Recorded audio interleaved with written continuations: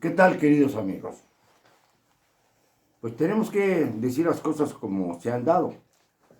Por ejemplo, cuando el presidente de la República habló de que le daría trabajo a los inmigrantes de Centroamérica, pues evidentemente pues causó una gran sensación porque ya los que estaban pues tenían esa posibilidad, esa perspectiva, que atrajo por supuesto a otros que llegaron al grado de decir que ya el asentamiento en donde están cerca de Tijuana era Honduritas y que debía ya razonarse con el presidente Trump de los Estados Unidos la entrega de ese territorio a los inmigrantes para que ahí hicieran una nueva ciudad. Absurdo todo. Luego el presidente recibió el mensaje de Trump en el sentido de que o frenaba la migración o habría consecuencias serias para los mexicanos que cruzan la frontera, sea legal o ilegalmente. El hecho es que se rectificó y luego, ya con la creación de la Guardia Nacional, que no es creación, sino simple y sencillamente una nueva adaptación, una nueva versión de lo que antes conocimos como Gendarmería Nacional, que no sirvió para bendita la cosa, pero para nada. No hay resultados que se puedan realzar para maquillar un poco el rostro putrefacto de Enrique Peña Nieto y el de su antecesor, Felipe Calderón, responsables de la matanza de miles de mexicanos. Lo que se cometió en esos 12 años no tenía parangón en la historia de nuestro país desde la época revolucionaria. Lamentablemente, lamentablemente el presidente pues ha tenido que respetar sus acuerdos con Trump y colocó a la Guardia Nacional para hacer frente a los que querían cruzar por el Suchiate con rumbo a los Estados Unidos. Es decir, una especie de visa de paso obligatoria, como si México no tuviera soberanía ni leyes propias. Por supuesto que la Guardia Nacional ha actuado. Los indocumentados centroamericanos se han metido por donde han podido. Han cruzado el lecho del Suchiate, que obviamente está pues muy bajo porque no ha habido lluvias, y dejaron a la Guardia Nacional en un brete, reprimir o dejar pasar.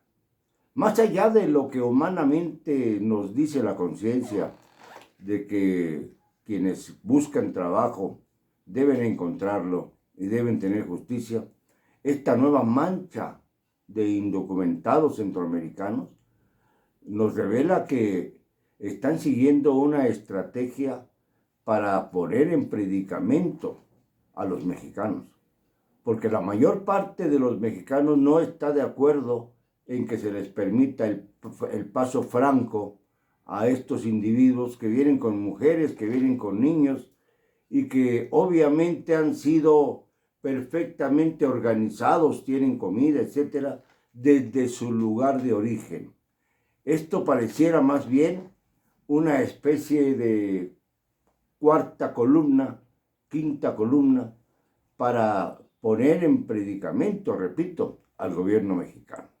Y poco se ha hecho para tratar de conciliar la tesis humanitaria, supuestamente humanitaria del presidente que les quería dar empleo, cuando los mexicanos son los que más requieren de ese empleo, los que se tienen que ir a los Estados Unidos porque no encuentran empleo en su propio país. Pues bien, iban a ser privilegiados primero los extranjeros y luego los mexicanos, o bien evitar a toda costa que pasen, aunque haya represión de por medio. Esta es la coyuntura que se presenta. Por un lado, la orden de Trump, que está obedeciendo el señor López Obrador a rajatabla.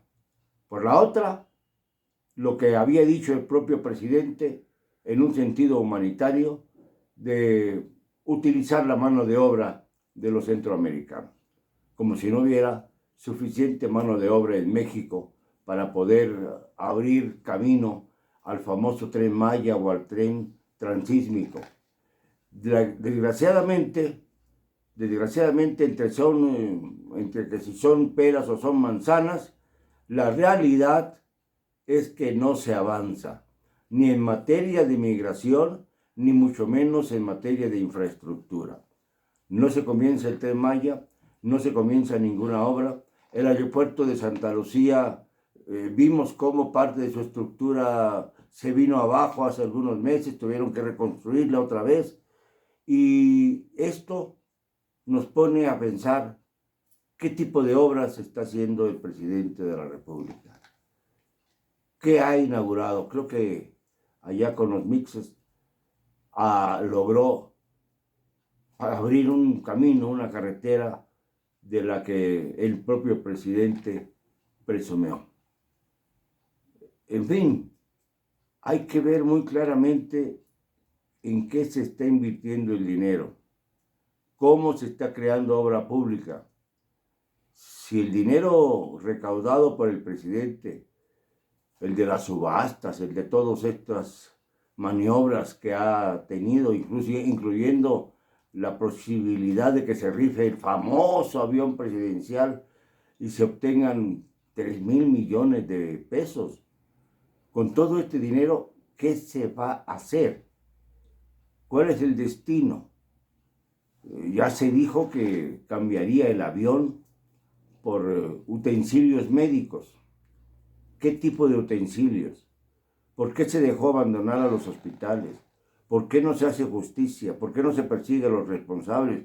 Y no estoy diciendo que el responsable es el presidente López Obrador. Esta fue una herencia maligna, heredada, por obvias razones, como consecuencia de los tantos años de populismo. Lamentablemente, lo que se percibe es un enorme vacío.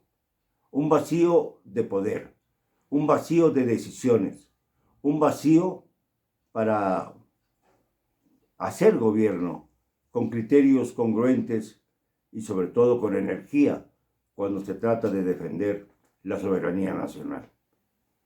Ni modo, señor presidente, no me va usted a callar. Y lo digo con cero cobardía.